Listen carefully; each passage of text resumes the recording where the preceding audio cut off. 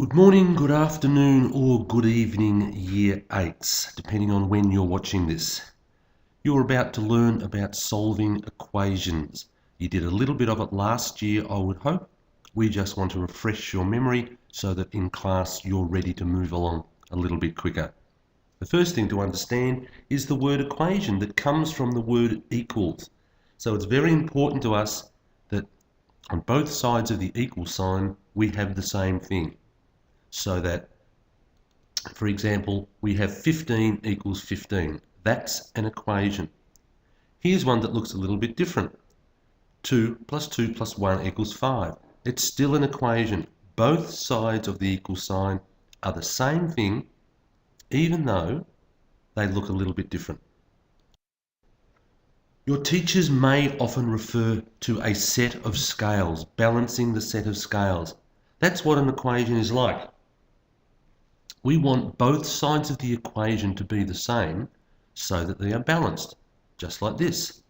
There's a set of scales, both with the number 10 on them. So you can see they're perfectly in balance because 10 is the same as 10, or 10 is equal to 10. What about this one?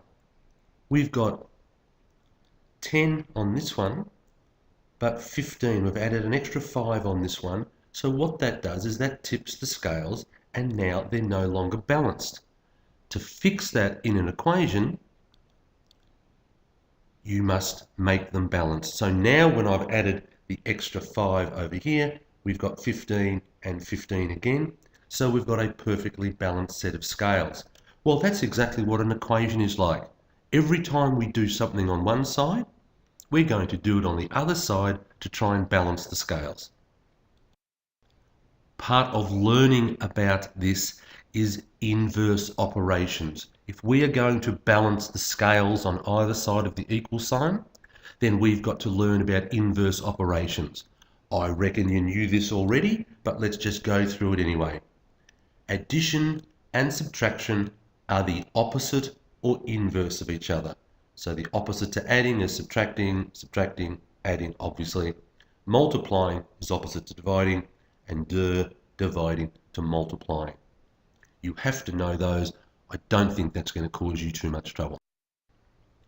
In more clear language, the opposite of plus 3 would be take away 3.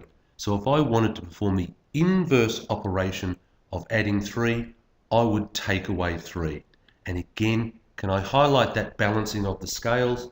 You would need to do it on both sides of the equation. Now we'll get to an equation in a minute. Let's just look at a few more examples of inverse operations.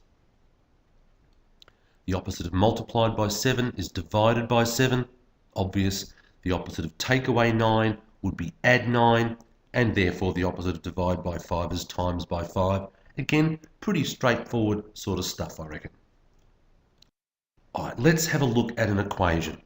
So here we've got x plus 7. Now, I know in your head you know the answer already. I would hope that already in your head you have figured out that x must be equal to 3 because 3 plus 7 is 10. That's fine, that's great. But we need you to learn a process. Learn the process and you can solve all sorts of much more complex equations. But just for the benefit of some revision, let's start with something easy like this. So let's write it out like this. Now, you can see your other teachers about this, but I'm going to advise you not to write it this way. I think it gets too busy and too involved. But clearly you can see what I'm trying to do. It's x plus 7. Our whole aim at the end of this is to say x is equal to something. That's what we want to do. That's called solving. We want to find the value of x. So you do the opposite to plus 7. The opposite to plus 7 is take away 7. Look, I've got take away 7 here and I've got take away 7 there. Balance the scales. Do it on both sides of the equation. So here it is again, but let's watch what happens to the plus 7 and the take away 7. I like to use the phrase that they cancel each other out. If it works for you, dropping away or flying away is fine with me, but mathematically, the reason you do the inverse operation is it cancels out the operation that's already there. So I'm only left with x on this side now. Over here, I've got 10 minus 7. Well, what you do now is you actually do 10 minus 7, written out much more neatly. X is equal to 3.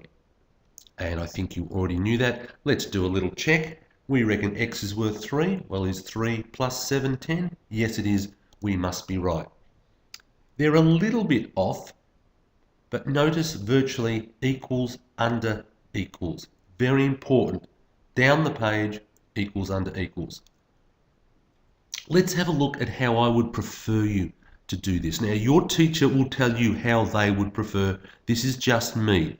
So if you're not in my class and you have another teacher, you follow what they say. Equation, x plus 7 equals 10. You can't just go randomly writing stuff hanging up in the air everywhere.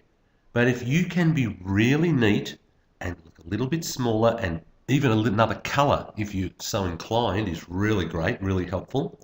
You're showing me directly underneath that you're doing the inverse operation. Plus 7 and take away 7 will cancel each other out, and you do it over here as well because we balance the scales. I'm a little bit more in favor of writing it out like that rather than on that previous slide, the great long number sentence that I think just gets a little bit too busy. Let's have a look what we get. X is equal to 3, because when you take away 7 and the plus 7, they cancel each other away. I thought I had them dropping away like the others, but they mustn't be. And of course 10 minus 7 is 3. Can I highlight again? It's all about the process. This is a really simple equation. I couldn't imagine any of you getting x plus 7 equals 10 wrong. But we want to move on from simple ones like that to much more involved ones. So let's have a look. Okay, here's a little bit bigger equation, not much bigger. A lot of you, again, can probably work this out in your head. Maybe for a few of you, it's not quite as obvious now.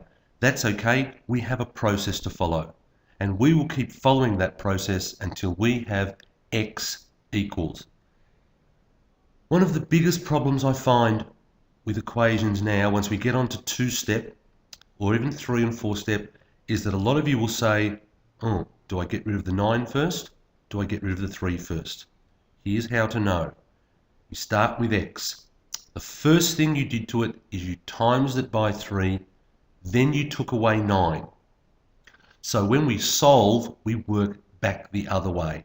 So the first number to go will be the take away 9, and hopefully in your head you're going, well, I'll do the inverse, which is plus 9, then we'll worry about the times by 3. So let's have a look at what's next. Little plus 9 under there, plus 9 under the 6 as well.